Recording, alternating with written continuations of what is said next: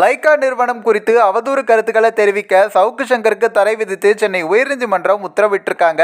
இது தற்பொழுது சமூக வலைதளங்களில் பெரிதளவு பேசப்பட்டுட்டும் இருக்கு.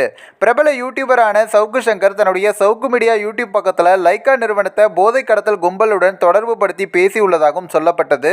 இது தொடர்பாக தான் லைகா நிறுவனம் சார்பில் சென்னை உயர்நீதிமன்றத்தில் வழக்கம் தொடர்ந்திருந்தாங்க.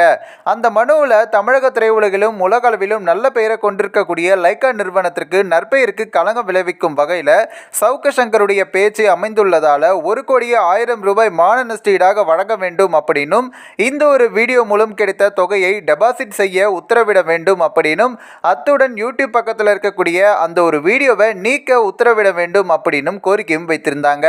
இந்த மனு நீதிபதி என் சதீஷ்குமார் முன்பு விசாரணைக்கு வந்தபோது லைகா நிறுவனம் சார்பில் மூத்த வழக்கறிஞர் வி ராகவாச்சாரி மற்றும் வழக்கறிஞர் அரவிந்த் ஆகியோர் அப்படி ஆஜராகியிருந்தாங்க.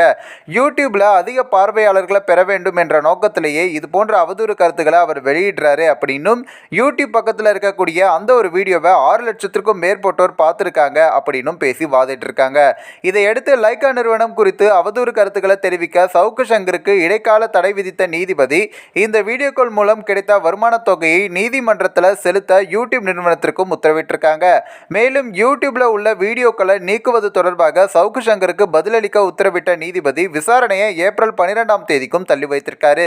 இந்த ஒரு தகவல் தற்பொழுது சமூக வலைதளங்களில் பெரிதளவு பேசப்பட்டுட்டும் இருக்கு. அது மட்டும் இல்லாமல் தற்பொழுது சவுக்கு சங்கர் அவர்கள் பல அரசியல் பிரமுகர்கள் குறித்தும் பல நடிகைகள் குறித்தும் அவதூறு கருத்துக்களை பரப்பி வருவதாகவும் பலரும் அதற்கு எதிர்ப்புகளும் தெரிவித்து வராங்க.